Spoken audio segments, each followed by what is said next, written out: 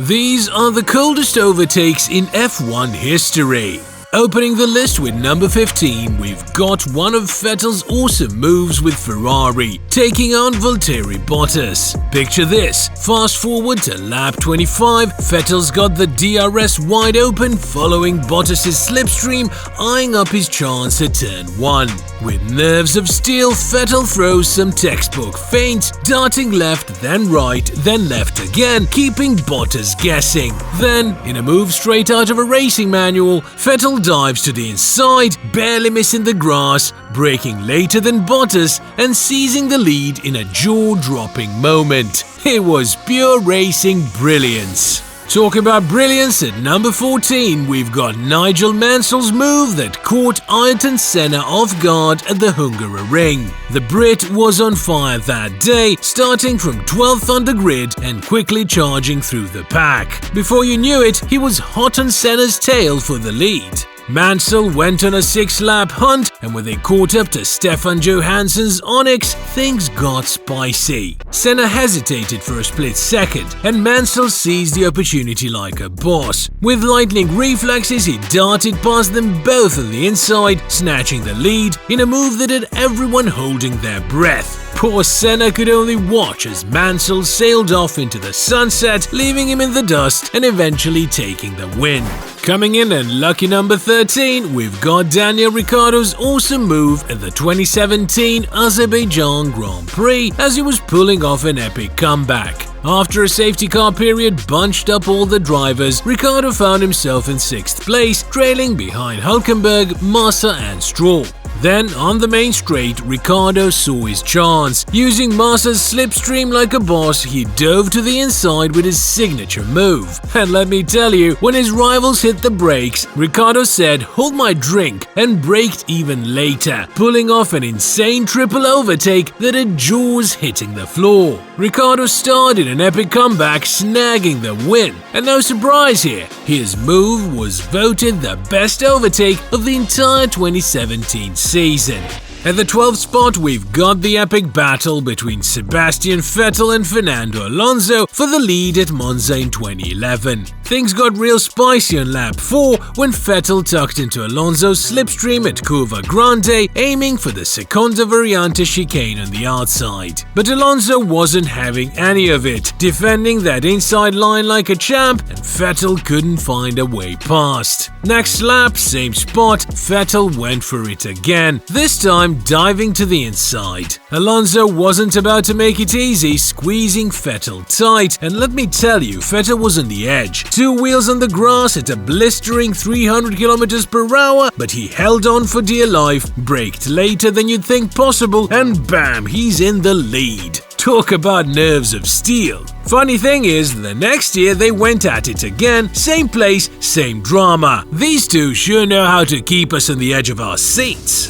Coming in at number 11, we've got Felipe Massa's epic move at the streets of Marina Bay. In a chaotic race, Massa mounted a comeback on lap 43, closing in on Bruno Senna in 9th place. After a few failed attempts to pass during the lap, Massa saw his chance on the inside of turn 13. But Senna wasn't making it easy, squeezing Massa against the wall, giving him barely any room to maneuver. At the last second, Massa lost control of his car, but somehow managed to steer clear of disaster, pulling off a heart-stopping overtake on Senna in the process. It was certainly a miracle.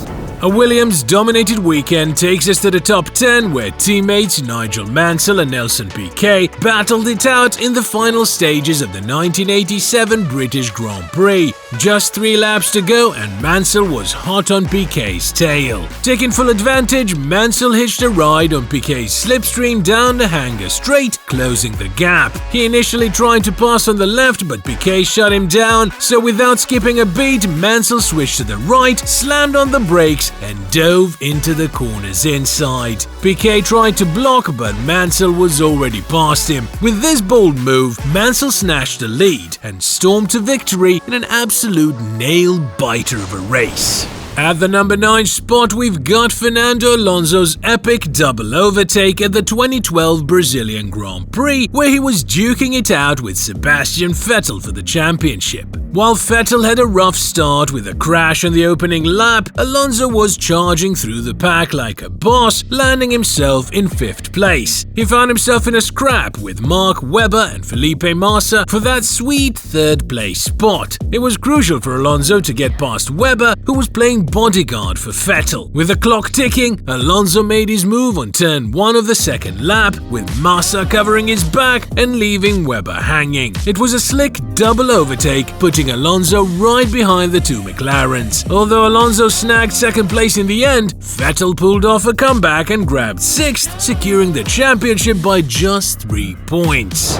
Coming in at number 8, the 2005 Japanese GP was an absolute thriller, and boy did Kimi Raikkonen put on a show for the ages. After a rainy qualifying session left him starting way back in 17th, he had his work cut out for him in the race. But let me tell you, what a comeback it was. With 2 laps to go, the Finn caught up with the race leader, Giancarlo Fisichella. Then, in a move that left everyone holding their breath, Raikkonen went for it on turn 1 of the final lap. No second guessing, he went around the outside, braked like a madman, and pulled off a daring overtake on the Italian to snatch victory from the jaws of defeat.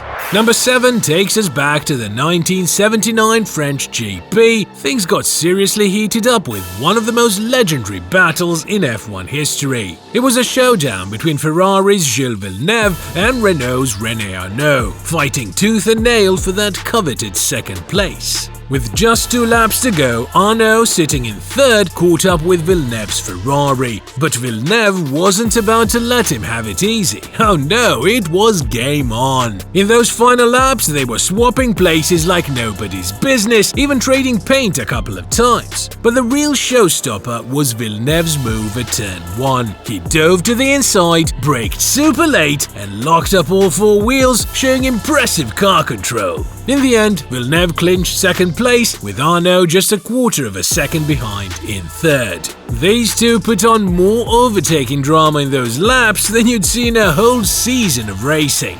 Alright, number 6. Let's talk about the epic showdown between Nigel Mansell and Gerhard Berger at the 1990 Mexican Grand Prix. This battle served up one of the sickest overtakes ever seen and had fans on the edge of their seats. As the race entered its final laps, Berger held on to 2nd place, with Mansell hot on his heels in 3rd. But Berger wasn't about to let Mansell slide past easily. He kept the Briton at bay despite relentless pressure. Then came the moment we've all been waiting for. Mansell's gutsy move around the outside of Berger at the ultra-fast Peraltada corner. This corner was no joke, but Mansell didn't back down. He stormed in from the outside, forcing Berger to yield to avoid a crash. It was a move for the ages, one that'll be talked about for years to come.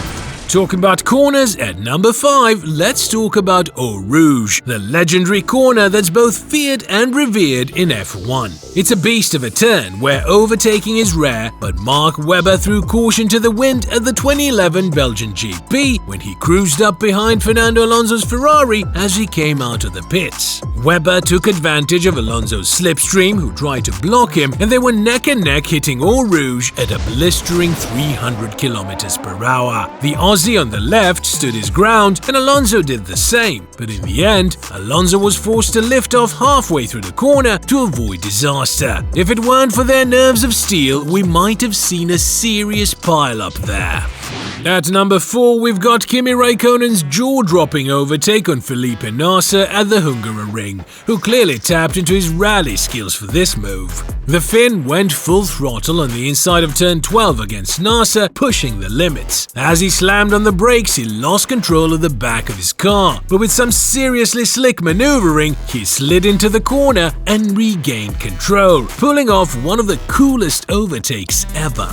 Coming in at number 3, we've got Fernando Alonso pulling off an awesome move on Michael Schumacher at the 2005 Japanese Grand Prix, battling it out for 5th place. So they were coming up to turn 15, the 130R, Suzuka's fastest and trickiest corner of the season. Alonso saw his chance and tucked into Schumacher's slipstream, then sent it to the outside, making a gutsy move to pass. Now, the thing about the 130R is you gotta take it flat out from the apex, or else you're risking a serious crash into those barriers. Alonso even admitted later that he might have pushed it a bit too far. But hey, that's racing for you. At number 2, we've got one of the most epic battles of the 2000 season, happening at the Belgian GP. The race started in the wet and Schumacher took the lead. As the track dried up, Häkkinen began chasing down the German. Then, on lap 41, as they hit Les Combes after that long straight following Eau Rouge, Schumacher was trying to pass the lapped car of Ricardo Zonta on the outside. Häkkinen saw his chance and dove into his slipstream, but on the inside. He braked later than Schumacher, swung into that right-hand corner, and bam! Took the lead in a hard-stopping move. That gutsy move paid off big time, clinching him the victory and extending his championship lead to a solid 6 points ahead of Schumacher. Now that's how you make a statement on the track. And the coldest overtake ever took place at the 1986 Hungarian Grand Prix, where Brazilian heavyweights Ayrton Senna and Nelson Piquet were duking it out for the win. So, on lap 25, Piquet tried to sneak past Senna on the inside, but it didn't quite pan out. What did he do? He went full send around the outside of turn 1, pulling off this insane one-handed drift maneuver that was straight out of a movie. And get this, while he was drifting like a boss, he even threw a little gesture with his other hand to Senna, just to remind him who was in charge. Senna was left eating dust and Piquet cruised to victory with a sweet 17-second lead, even setting the fastest lap along the way. If this isn't the coldest move, then I don't know what is. Well, that was crazy. If you want to know more epic stuff, click here to check out the crazy things F1 used to do. You won't believe them.